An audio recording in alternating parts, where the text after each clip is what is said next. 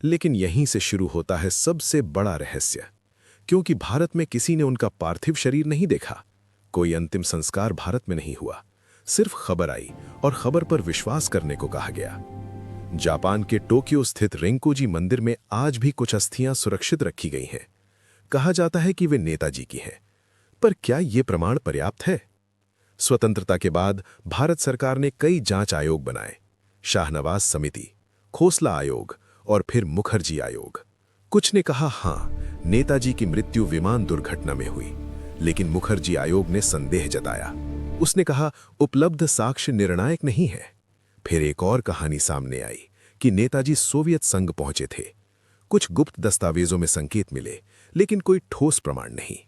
और फिर दशकों बाद उभरा एक और नाम, गुमनामी बाबा। उत्तर प्रदेश के फैजाबाद में रहने वाले एक रहस्यमयी संत। कुछ लोगों का दावा था कि वही नेताजी थे। हस्तलिपि मिलती जुलती थी, स्वभाव, ज्ञान, आदतें सब कुछ समान बताया गया, लेकिन डीएनए परीक्षण निर्णायक साबित नहीं हुआ। सवाल यह है कि यदि नेताजी जीवित थे तो सामने क्यों नहीं आए? क्या अंतर्राष्ट्रीय राजनीति इसमें शामिल थी? क्या ब्रिटिश या सोवियत सत्ता के दबाव ने सच्चाई छुपाई? इतिहास के पन्नों में कई दस्तावेज आज भी पूरी तरह सार्वजनिक नहीं हुए हैं।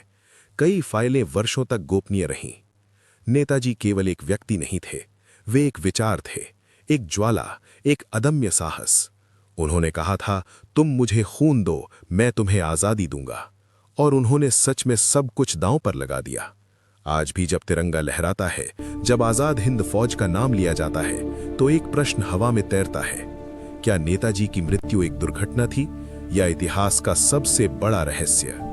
सच शायद कहीं दस्तावेजों में बंद है या समय की धूल में छिपा है, लेकिन एक बात निश्चित है, नेताजी का सपना जीवित है, और जब तक वो सपना जीवित है, उनकी कहानी भी अमर है।